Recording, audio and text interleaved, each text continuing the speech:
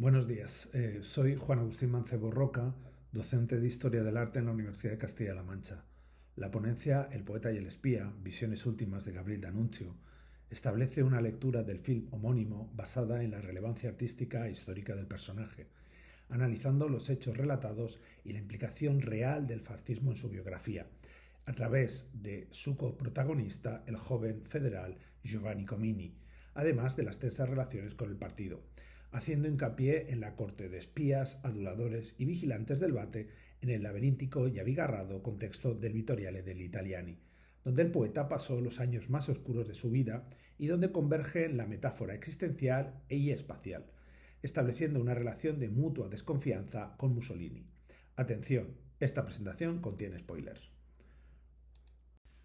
Il poeta cativo, ópera prima escrita y dirigida por Gianluca Giudice, se articula sobre los últimos años de Gabriel D'Annunzio en el Vittoriale de Gardone Riviera, retiro, prisión y mausoleo en vida, una atalaya desde donde el escritor observa con una mirada preclara el desastre de la alianza entre la civilización de la cultura y la santidad con los bárbaros comandados, en sus palabras, por un ridículo nivelungo maquillado como Charlotte.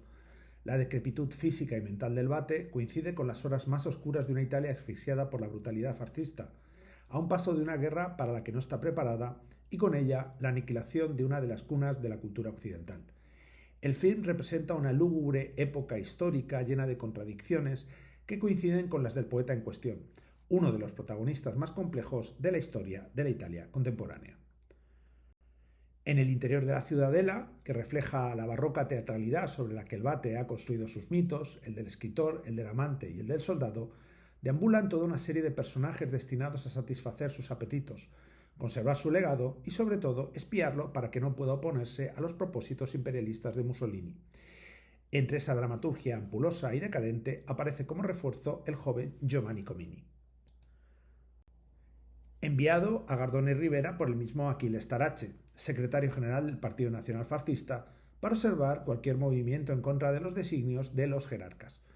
Pese a desempeñar su cometido, Comini será seducido por la vieja pero aún proteica figura del poeta, que transformará su visión idealista del fascismo, abriéndole los ojos a una realidad desconocida que coincide con la descomposición del mundo que rodea al federal.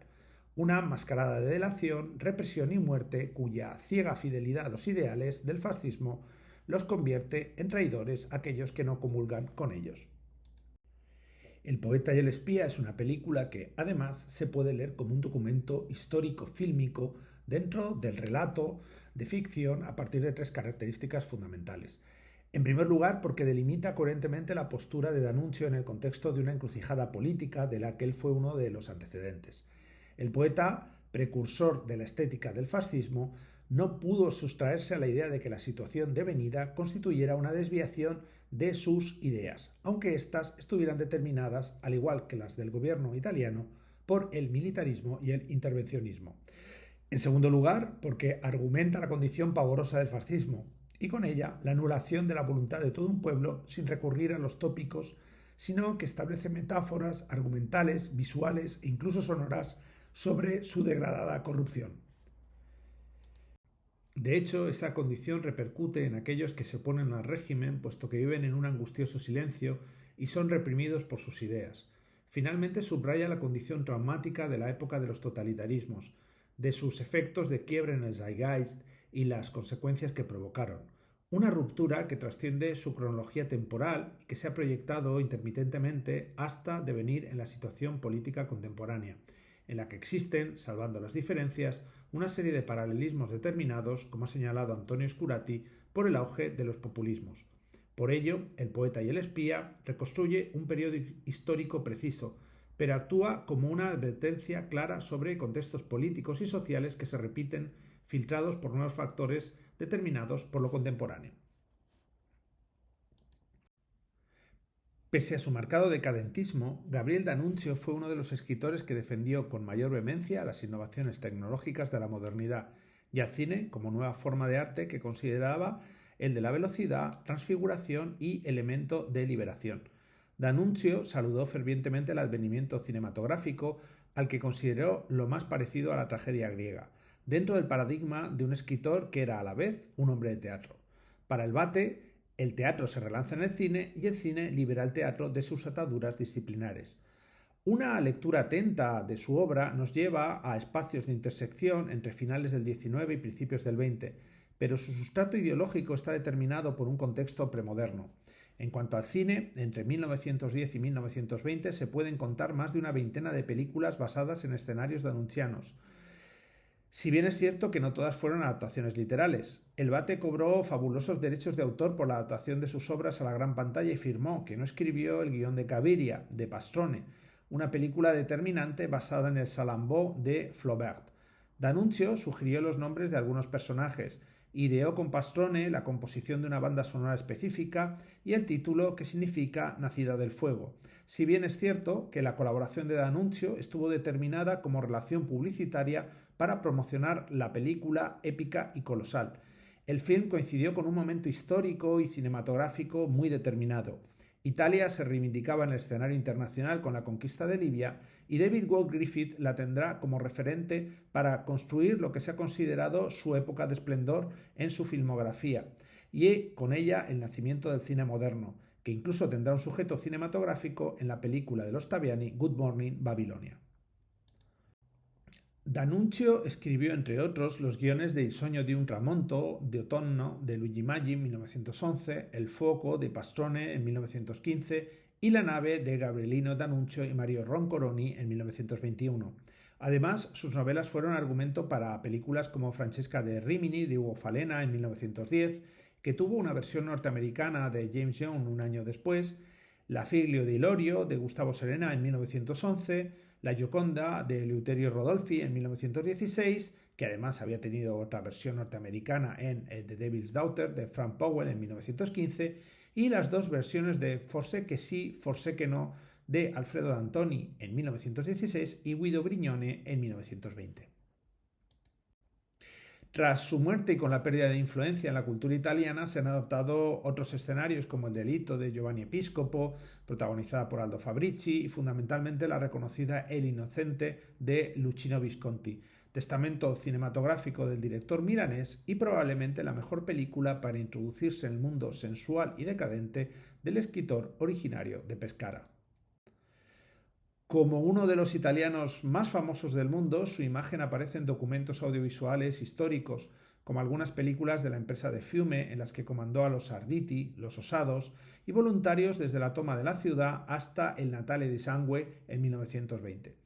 Hay otra filmación del Instituto Luce en Gardone Riviera, donde el poeta, acompañado de visitas y flanqueado por Giancarlo Maroni, asiste a un concierto sobre la cubierta del Puglia, el destructor encastrado en los jardines del Vittoriale, cuya proa señala a Fiume, que probablemente es la única en la que se registró su voz.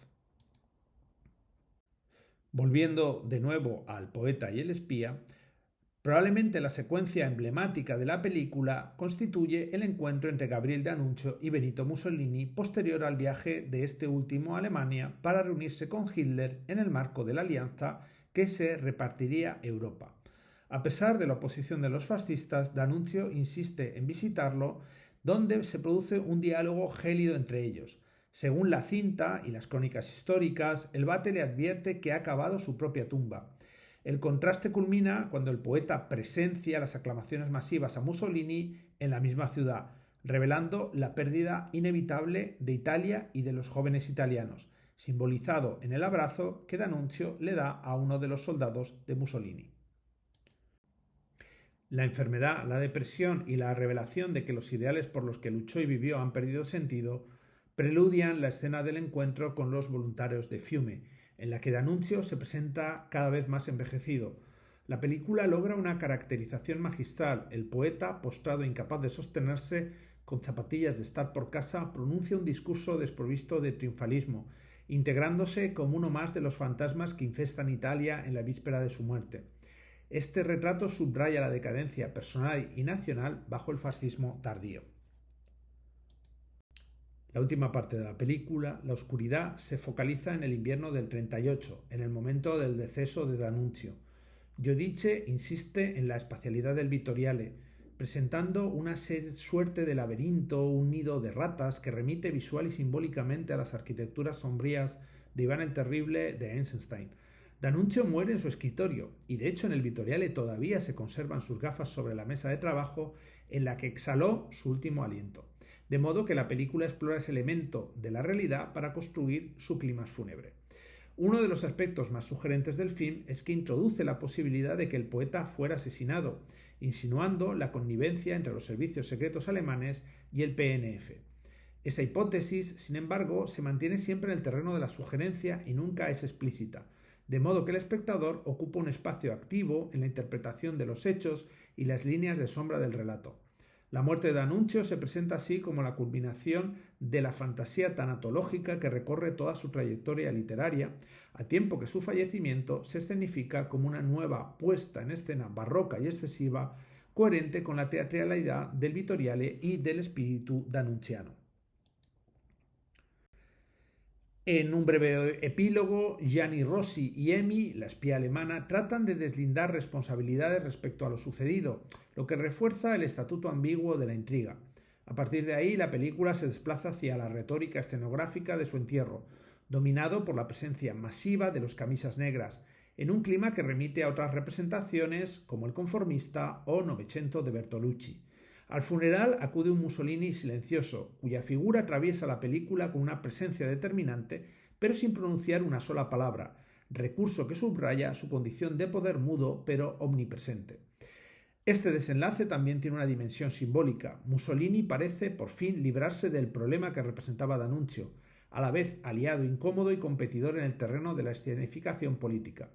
Comini, por su parte, dirige la mirada hacia un futuro que se perfila fuera de la órbita del fascismo, aunque sigue condicionado por la influencia todavía muy activa del legado del poeta. Tras la muerte de Gabriel D'Annunzio, pocos días después Alemania llevó a cabo el Anschluss en Austria y posteriormente ocupó Checoslovaquia. En ese contexto, Luisa Bácara y Aelis fueron expulsadas de inmediato del complejo del Vittoriale, mientras que la joven del Alto Adige, Emmy Hofer, se trasladaría a Berlín y, según algunas fuentes, al servicio de Joachim von Ribbentrop. El arquitecto Giancarlo Maroni continuó trabajando en el Vittoriale hasta su fallecimiento, siendo finalmente enterrado en el mausoleo junto a D'Annunzio y a los héroes de la empresa de Fiume. Durante años siguió solicitando financiación a Mussolini y más tarde pudo proseguir las obras gracias al respaldo del gobierno. Paralelamente, Giovanni Rossi, figura vinculada a los servicios de inteligencia italianos, llegaría a prefecto, mientras que Giovanni Comini sería expulsado del Partido Nacionalfascista tras dirigir una carta a la cúpula del régimen en la que manifestaba su repugnancia ante la entrada de Italia en la guerra al lado de Alemania. La película ofrece una reconstrucción histórica rigurosa de los últimos años de D'Annunzio. Destaca por su fidelidad filológica en detalles como vestuario, escenografía y atmósfera del fascismo, rodada en gran parte en el Vittoriale, lo que genera un realismo inmersivo sin caer en la mera biografía apologética. La cinta se basa en efectos documentados y la crítica ha elogiado su precisión en el declive físico y moral del poeta, evitando romanticismos y mostrando al fascismo como copia del superhomismo d'annunziano, con Mussolini ignorando sus advertencias.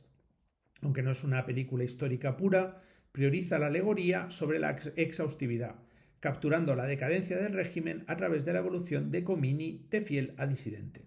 Gianluca Dodice equilibra thriller, drama biográfico y retrato del fascismo prebélico.